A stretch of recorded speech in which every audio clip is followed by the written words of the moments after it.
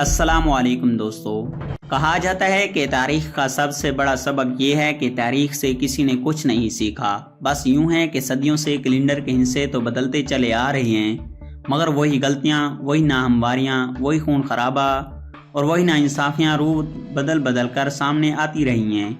कभी दुनिया के इस कोने पर तो कभी दुनिया के उस कोने पर, कभी जुराफिया के इस नुक्ते पर तो कभी उस नुक्ते पर। मौलाना अब्दुल सत्तार ईदी ने एक बार कहा कि तारीख में दो कौमें आबाद रही हैं, एक जालिम और एक मजलूम। शायद ये भी कहना गलत ना होगा कि तारीख में दो कौमें हर दौर में आबाद रही हैं, एक इल्म दोस्त और एक इल्म दुश्मन। इल्म दुश्मन जालिम कौम का रूप धार लेते हैं और इल्म दोस्त मजलूमियत की चक्की में पिसते रह जाते हैं। कुछ अर्सा पहले की बात है कि पाकिस्तान के पहले नोबल इनाम याफ्ता साइंसदान प्रोफेसर अब्दुल सलाम को इनके अपने मुल्क में कैसे रुस्वा किया गया। पाकिस्तान के बेहतरीन दानिश्वर इकबाल अहमद को खल्दूनिया यूनिवर्सिटी के प्रोजेक्ट को मुकम्मल नहीं करने दिया गया। ज़्यादा पुरानी बात नहीं कि मुहतमिल मिजाज स्कॉलर जवेद अहमद गादमी को कत्ल की धमकियों के बाद मुल्क छोड़कर जाना पड़ा। यूनिवर्सिटी ऑफ स्वात के वाइस चांसलर और कई किताबों के मुसन्निफ डॉक्टर मोहम्मद फ़रूक मलिक को इनके क्लिनिक में तालिबान ने कत्ल कर दिया। अमेरिका से तालीम मुकम्मल करने के बाद मुल्क की खिदमत का जज्बा लेकर आने वाले जुनैद हफीज़ को इनकी तरक्की पसंद सोच के जुर्म में झूठे मुकदमे में गिरफ्तार करा दिया गया और इनके वकील राशिद रहमान को गोलियों से भून दिया गया। इंसानी हमदर्दी के जज्बे के तहत बिरौनी मुल्क से पाकिस्तान आने वाले डॉक्टर मेहदी अली कमर को मजहबी इख्तिलाफात की भिंड चढ़ाते हुए गोलियों से भून दिया गया। मुल्क की दूसरी नोबल इनाम याफ्ता शख्सियत मलाला यूसुफजई की किताब पर गैर जरूरी एतराज़ात किए गए और उन्हें मजहबी रंग देकर इस कम सन लड़की की जिंदगी को मजीद खतरे में डाल दिया गया। कतई नज़र इसके कि क्योंकि हर दौर में सवाल करने पर या नई सोच देने पर या अपना जहन इस्तेमाल करने पर इस कदर शदीद रद्द अमल सामने आता है कि एक बात तो वाज़ेह है कि कोई जुल्म, कोई तशद्दुद, कोई नफरत, कोई कानून इंसानी तजस्सुस और सवाल के वजूद को ख़त्म नहीं कर सकता। जबर के तमाम तर हथकंडे माजी में भी नाकाम ठहरे और हाल ही में भी ऐसा ही है। जहाँ किसी ज़माने में छापाखानों पर पाबंदी थी, वहाँ अब हर बरस हज़ारों किताबें शाया हो रही हैं। इसी तरह वो जो लाउड स्पीकर में शैतान के बोलने का फतवा देते थे, अब इसी लाउड स्पीकर पर तबलीग कर रहे हैं। ट्रेन पर सफ़र करना हराम कराम देने वाले खुद हवाई जहाज़ों में यूरोप आ जा रहे हैं। तस्वीर को हराम करार देने वाले अपने टीवी चैनल पर दर्स कुरान दे रहे हैं। इन मिसालों से वाज़ेह है कि ज़माना एक ऐसी चलनी की तरफ है जो कसीफ सोचों को छांट कर अलग कर मारता है। ये 10 नवंबर की बात है जब नाइजीरिया के एक स्कूल में होने वाले खुदकुश हमले में जिसमें कमो पेश 50 मासूम तलबा लुक़मा उजल बन गए, जिसमें एक मजहबी शिदत पसंद तंजीम बोको हराम के मलूस होने का खदशा जाहिर किया जा रहा था। दूसरी तरफ जब पाकिस्तान स्कूल फेडरेशन की जानिब से मनाए गए एंटी मलाला डे यानी रद्द मलाला के दिन से मुताल्लिक थी, जिसकी वजह से ये बयान की गई थी कि मलाला ने एक नहायत ही मुतनाज़ा मुसन्निफ की हमायत करने का जुर्म किया है। जब पाकिस्तान के निजी स्कूलों की किसी तंजीम ने मलाला की किताब पर यह कहकर पाबंदी आयद कर दी थी कि इसमें इस्लाम मुखालिफ और पाकिस्तान मुखालिफ मवाद शामिल है। तारीख से शफत रखने वाले बखूबी आगाह होंगे जब मंगोलों ने बगदाद पर हमला किया तो अब्बासी सल्तनत के दौर में कायम होने वाली एक अजीम इदारे बैतुल हिकमा को तबाह कर दिया गया, जिसमें इस वक्त दुनिया के सबसे बड़ी लाइब्रेरी और इल्म और तहकीक का बेशबा खजाना जमा था। लाइब्रेरियां और स्कूल मुनसार करना और किताबें जलाना या इन पर पाबंदियां लगाना एक ऐसा कौमी जुर्म है जिसकी सज़ा नस्लों को भुगतना पड़ती है।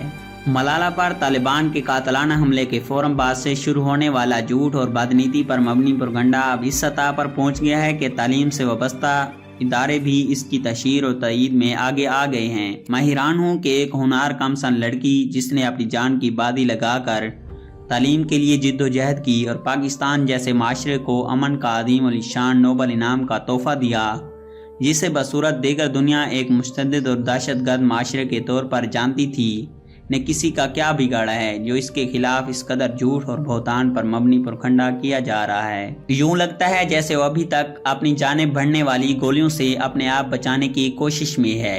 ये और बात है कि ये गोलियां अब तालिबान नहीं बल्कि इसके अपने हम वतन चला रहे हैं, वही हम वतन जिनके लिए वो दुनिया भर में जिद्दोजहद कर रही है।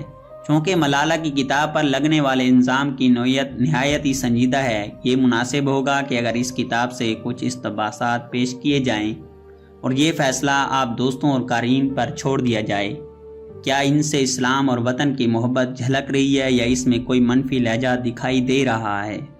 ملالہ اپنے قد میں اضافے کے لیے اللہ تعالیٰ سے دعا کرتے ہوئے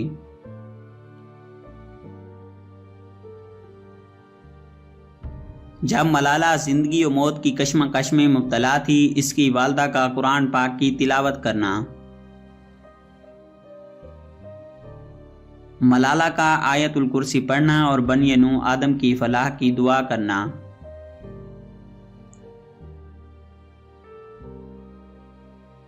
ملالہ کا اپنے ختم قرآن کا خوشی سے ذکر کرنا،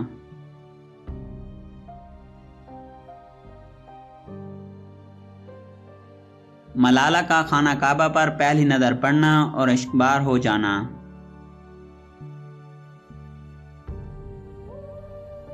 ملالہ کا ڈرون حملوں اور ایمانڈیوس کے خلاف رائے دینا،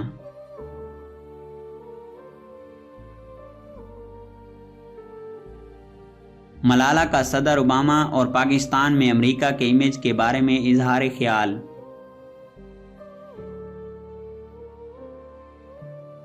ملالہ کا سابقہ army chief general Ashfaq Kayani کو خراج تحسین،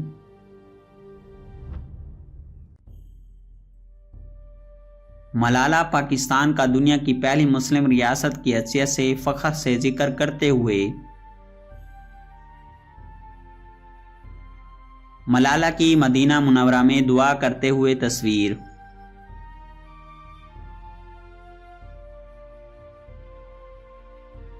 عام تاثر کے برعکس کتاب کے اختتام پر دی جانے والی فرنگ کا جائزہ لینے پر معلوم ہوتا ہے کہ اس کتاب میں رسول اللہ صلی اللہ علیہ وآلہ وسلم کے ساتھ درود کے اظہار کے لیے پیس بی اپان ہم بھی لکھا ہوا ہے۔ یہ بات البتہ درست ہے کہ کتاب کے پہلے ایڈیشن کے دیگر مقامات پر ایسا نہیں ہے۔ پبلشنگ سے وابستہ افراد اس کی وجہ بآسانی جان سکتے ہیں۔ چونکہ یہ کتاب انگریزی میں ہے، لہذا اس کی ٹارگیٹ آڈینس انگریزی بولنے اور پڑھنے والے طبقے یا مغربی دنیا اور یورپ ہے، جو بنیادی طور پر غیر مسلموں پر مشتمل ہے۔ لہذا ایڈیٹر نے وہاں کے پبلشنگ اور ریٹیلنگ کلچر کو سامنے رکھتے ہوئے اس حقیقت کو صرف گلاسری میں لکھنا زیادہ مناسب سمجھا۔ ملالہ نے اس پر پہلے ہی معذرت کرتے ہوئے یقین دلایا ہوا ہے کہ اگلے ایڈیشن میں یہ کمی دور کر دی جائے گی، لہذا یہ ایسا کوئی اہم مسئلہ نہیں جس کو جواز بنا کر اس کے خلاف طوفان مچایا جائے۔ اب باری آتی ہے پاکستان اسکول فیڈریشن کی جانب سے لگائے جانے والے سب سے سنگین ترین الزام کی، یعنی سلمان رشدی کی حمایت۔ اس پر مختصر یہ کہا سکتا ہے کہ شکوہ بے جا بھی کرے کوئی تو لازم ہے شعور۔ مجھے اس موقع پر 28 فروری 2008 کی وہ دوپہر یاد آ رہی ہے جب کیرن آرمسٹرانگ نے سن 80 کی دہائی کا ذکر کرتے ہوئے سلمان رشدی کے متنازع ناول کے حوالے سے ایک اہم بات کی، جو کچھ یوں تھی۔ اس ناول کی اشاعت کے فوراً بعد مسلم دنیا میں پرتشدد احتجاج کا سلسلہ شروع ہو گیا۔ میں نے اس کا تجزیہ کیا تو مجھے محسوس ہوا کہ گرچہ اس عمل سے مسلم دنیا کا غم و غصہ تو دنیا پر ظاہر ہو رہا ہے، مگر اس سے مسلمانوں کے حق میں دور رس بہتری کے امکانات کم ہیں۔ ناول کی اشاعت اور اس پر احتجاج کا لازمی نتیجہ یہ ہوا کہ یورپ کے لوگوں کا اسلام کے بارے میں تجسس بڑھا اور انہوں نے اسلام کے بارے میں جاننے کے لیے کتب خانوں کا رخ کیا۔ میں سمجھتی ہوں کہ دنائی کا تقاضا یہ تھا کہ اس شر انگیز ناول کے مقابلے میں مسلمان علماء اس موقع پر رسول اللہ صلی اللہ علیہ وآلہ وسلم کی سیرت اور اسلام کی تعلیمات پر کتب لکھ کر مغربی دنیا کو اسلام کا پیغام پہنچاتے۔ جب سیرت نبوی پر کوئی کتاب سامنے نہیں آئی تو میں نے از خود اسے ایک چیلنج سمجھا اور اسے قبول کرتے ہوئے پیغمبر اسلام کی سیرت پر اپنی کتاب لکھنا شروع کی۔ ایک غیر مسلم مفکر کے پرخلوص اور فکر انگیز الفاظ سن کر لیکچر ہال کی دیواریں تالیوں سے گونج اٹھیں۔ یہ واقعہ بتانے کا مقصد اس اہم نقطے کی طرف اشارہ کرنا ہے کہ کسی بھی مسئلے یا سانے کے جواب میں انسان دو طرح کا رد عمل دکھا سکتا ہے۔ پہلا رد عمل جذباتی، جبکہ دوسرا رد عمل تعقل یعنی فکر پر مبنی ہو سکتا ہے۔ ٹرائنگ نے دوسری رد عمل کی اہمیت پر زور دیا اور اس کی بات میں وزن تھا۔ جب میں ملالہ کی کتاب پڑھ رہا تھا تو مجھے اندازہ ہوا کہ ملالہ کے والد اگرچہ آزادی اظہار جیسے بنیادی انسانی حقوق کے حامی تھے، مگر انہوں نے بھی رشتی کے متنازع ناول کو ناپسندیدہ پایا۔ تاہم ان کا ایمان اس قدر قوی تھا کہ وہ یقین رکھتے تھے کہ کس کے شر انگیزی پر مبنی ناول سے اسلام جیسے کامل اور مضبوط دین کو نقصان نہیں پہنچایا جا سکتا۔ انہوں نے یہ تجویز دی کہ کیوں نہ ہم قلم کا مقابلہ قلم سے کریں اور اس ناول کے جواب میں اپنی کتابیں لکھیں۔ میں بھی یہی سمجھتا ہوں کہ رشتی کا پوسٹ مارٹم فکشن پر مبنی یہ ناول انتہائی لغو اور سراسر شر انگیز تھا۔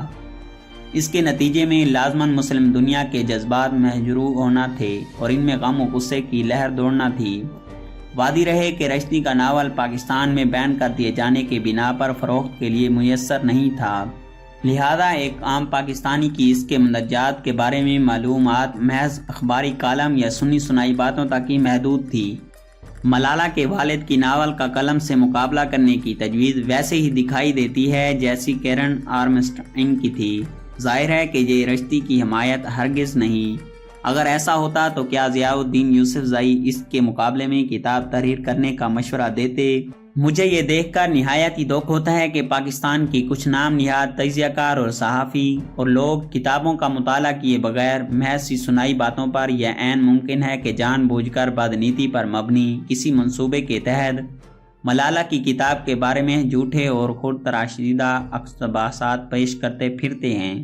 اس کی ایک مثال پچھلے برس اویا مقبول جان اور انصار عباسی کے ایک ٹی وی پروگرام میں ہونے والی وہ جھڑپ تھی جس میں ڈاکٹر پرویز ہود بھائی یہ کہتے ہی رہ گئے کہ ملالہ کی کتاب میں ایسا کچھ درج نہیں ہے جو اول ذکر صحافی کہہ رہے ہیں۔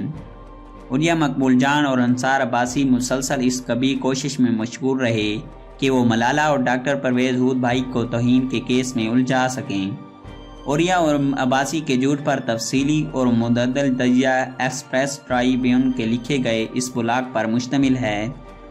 لنک نیچے ڈسکرپشن میں موجود ہے، اس پر کلک کیجیے اور سچ جانیے۔ اس پروپیگنڈے میں سب سے مکروہ کردار اوریا مقبول جان اور انصار عباسی نے ہی ادا کیا ہے۔ واضح رہے یہ وہ دو شخصیات ہیں جو القاعدہ اور طالبان کی حمایت میں کسی بھی حد تک جاتے رہتے ہیں۔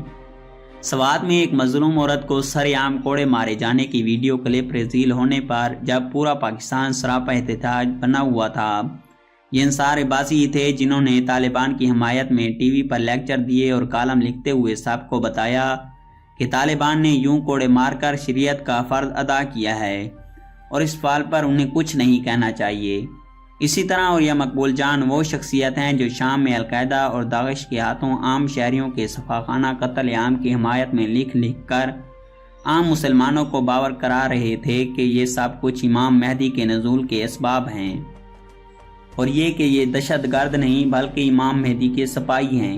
پاکستان میں دہشت گردوں کے ان میڈیا نمائندگان سے یہی توقع کی جا سکتی تھی کہ وہ ایک 20 سالہ لڑکی کے خلاف کردار کشی کی مہم میں گھٹیا پن پر اتر آئیں اور ایسا ہی ہوا۔ ظاہر ہے کہ یہ لوگ کیسے برداشت کر سکتے ہیں کہ پاکستان میں کسی بھی صورت مذہب کے نام پر ہونے والی دہشت گردی کے خلاف کوئی آواز بلند کرے۔ ہم لوگ نفرت، جھوٹ، ڈھائی اور بے قدری میں کس قدر گھٹیا درجے پر ہیں اس کا مظاہرہ تصویر کے کیپشن سے بخوبی ہو جائے گا۔ یہ جھوٹی پوسٹ اس پروپیگنڈے کا حصہ ہے جو ملالہ کے خلاف ایک عرصے سے جا رہی ہے۔ چونکہ فساد پھیلانا مقصود نہیں، اس لیے اس پر کراس کا نشان لگا دیا گیا ہے۔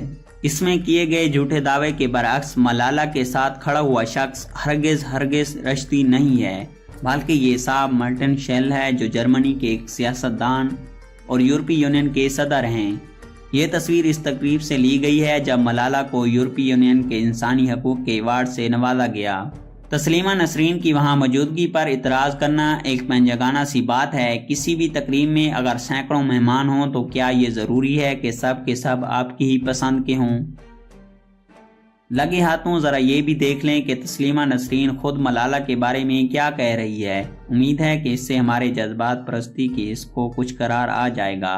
کسی خاص مقصد کے حصول کے لیے اصل حقائق کو تروڑ مڑوڑ کر آگے پہنچانا آج کی انفارمیشن وار میں بڑی اہمیت کا حامل ہے۔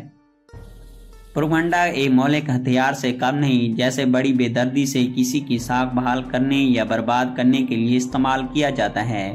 آپ میں سے جس نے بھی ملالہ کے اوپر طالبان کے قاتلانہ حملے کے فوراً بعد شروع ہونے والا ملالہ مخالف منفی پروپیگنڈے کا مشاہدہ کیا ہوگا، اسے یاد ہوگا کہ ایسے سوشل میڈیا پر اس سے برقعے اور داڑھی سے متعلق ایک متنازع جملہ منسوب کر دیا گیا جس کا حقیقت سے کوئی واسطہ نہیں تھا۔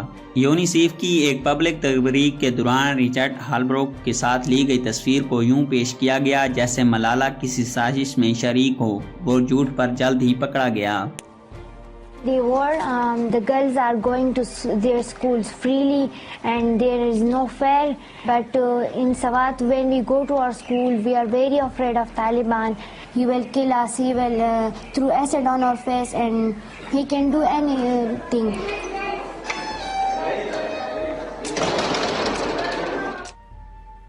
When she was 12 years old, she met with Richard Holbrooke, President Obama's special envoy to the region. How old are you? I am 12 years. 12 years old. Yeah. I will request you all, and respected ambassador, I will request you that if you can help us in our education, so please help. پھر کچھ عقل مندوں نے یہ تسلیم کرنے سے انکار کر دیا کہ ملالہ کو گولی لگی ہوئی ہے۔ بعد میں جب تحریک طالبان پاکستان نے خود اس کی ذمہ داری قبول کر لی تو یہ نظریہ بھی اپنی موت آپ مارا گیا۔ ابھی حال ہی میں سوشل میڈیا پر دی گئی پروپیگنڈا تصویر گردش میں نظر آئی جس میں کسی شر پسند نے از خود ہی کچھ متنازع جملے لکھ کر اس کے ساتھ ملالہ کی تصویر لگا کر اس کے کردار کشی کی گھناؤنی کوشش کی۔ طالبان پرستوں کی پریشانی کا اندازہ اس بات سے بھی لگایا جا سکتا ہے کہ ایک نہایت ہی معاوضہ خیز پروپیگنڈا شروع کیا گیا کہ ملالہ پر حملہ امریکہ کی سازش ہے، کیونکہ اس کی آڑ میں پاکستان کو مجبور کیا جائے گا کہ وہ شمالی وزیرستان آپریشن لانچ کرے، یعنی اسامہ بن لادن جیسے بدنام زمانہ دہشت گرد کی پاکستان میں موجودگی۔ یہ کافی بہانہ نہیں تھا کہ آپریشن شروع کر دیا جائے جو ایک 15 سالہ لڑکی کو شہید کرائے جانے کا منصوبہ بنایا جاتا۔ ایسی صورت میں جب تحریک طالبان خود ملالہ پر قاتلانہ حملے کی ذمہ داری لے چکے ہوں، اس طرح کے پروپیگنڈے پر سے متاثر ہونے والے شاید اپنی اپل سپیلنگ موڈ میں رکھنے کے عادی ہیں۔ مگر چلیے، سوشل میڈیا پر ایسے جھوٹ پھیلانے والے لوگ تو کسی نہ کسی سیاسی یا مذہبی وابستگی کی بنا پر ایسا کر رہے ہوں گے۔ ممکن ہے وہ طالبان کے خیر خواہ ہوں یا لڑکیوں کی تعلیم انہیں گراں گزرتی ہو۔ دکھ تو یہ ہے کہ آخر کس بنا پر پاکستان کے سکولوں کی تنظیمیں اس جھوٹ میں شریک ہو گئی ہیں کہ وہ ملالہ کے خلاف وزارت سرائی کر کے نوجوان طلبات کو کیا پیغام دے رہی ہیں۔ کیا یہ سب طالبان کے ایجنڈے کو آگے بڑھانے کی ایک نئی اور منظم کوشش تو نہیں؟ کیا وجہ ہے کہ ملالہ مخالف تمام پروپیگنڈے کے توڑ کے لیے ریاست کی جانب سے سرے سے کوئی کوشش نہیں کی گئی؟ ایسا دکھائی دیتا ہے کہ یہ سب ریاست کے رضامندی سے ہو رہا ہے۔ میں نے اپنے ویڈیو کے آغاز میں جس پہلی خبر کا ذکر کیا تھا کہ وہ نائجیریا میں ایک سکول میں ہونے والا خود کش دھماکہ تھا جس میں بوکو حرام کے ملوث ہونے کا خدشہ ظاہر کیا گیا تھا۔ میں سوچتا ہوں کہ پاکستان نے بوکو حرام جیسے دہشت گرد تنظیم، تحریک طالبان، پاکستان کی کارروائیوں میں 50,000 بے گناہ پاکستان گوائے ہیں۔ پاکستان میں بھی طالبان نے کوئی 1,500 کے لگ بھگ سکول بم دھماکوں میں اڑائے ہیں۔ مجھے دکھ ہے کہ اس سب کا شکار ہونے کے باوجود ہماری نظریاتی ہمدردیاں دہشت گردوں کے ساتھ ہیں اور ان کے خلاف اٹھ کھڑے ہونے والی ملالہ کی کردار کشی کر کے ہم سمجھتے ہیں کہ یہ عظیم خدمت انجام دے رہی ہیں۔ پاکستان کے پہلے نوبل انعام یافتہ سائنسدان ڈاکٹر عبدالسلام کو بے دردی سے ٹھکرانے کے بعد پاکستان قوم نے جو سلوک اس مظلوم اور نہتی لڑکی کے ساتھ روا رکھا ہے، اس کے بعد مجھے کہنے میں کوئی آر نہیں کہ پاکستانی قوم اس قابل نہیں کہ اسے دنیا میں امن کے نوبل انعام جیسی تکریم سے نوازا جائے۔ بہتر یہی ہے کہ ہمیں دہشت گردی کے حوالے سے ہی یاد رکھا جائے کہ وقت نے ثابت کر دیا ہے کہ انتہا پسندی اس قوم کے ڈی این اے میں سرایت کی جا چکی ہے۔ اگر سچ بولنا اور مظلوم کا ساتھ دینا جہالت ہے تو اے کاش میں بھی ایسا ہی جاہل بنوں۔ میں اپنی ویڈیو کا اختتام اس عظیم تعلیم پر کرتا ہوں کہ کسی شخص کے جھوٹا ہونے کے لیے اتنا ہی کافی ہے کہ وہ سنی سنائی بات آگے پھیلاتا پھرے۔ قرآن میں ہے، اور یہ بھی جب کوئی فاسق تم تک کوئی خبر لائے تو اس کی تحقیق کر لیا کرو۔ میں معذرت چاہتا ہوں اگر میری کوئی بات کسی کی دل آزاری کا سبب بنی ہو۔ ارے فرینڈز، ایک منٹ، آپ ایسے ہی جا رہے ہیں؟ اتنی محنت سے ویڈیو بنائی ہے، ایک لائک تو بنتا ہے نا؟ اور دوسرا یہ کہ آپ ہمیں اتنی بڑی دنیا میں دوبارہ کیسے ڈھونڈیں گے؟ تو اس کا حل یہ ہے کہ آپ ہمارے چینل کو سبسکرائب کر لیجئے اور ساتھ ہی بیل کے آئیکن پر کلک کر دیجئے. اس طرح ہماری آنے والی تمام ویڈیوز آپ تک پہنچتی رہیں گی. ارے ڈریے مت، یہ بالکل فری ہے.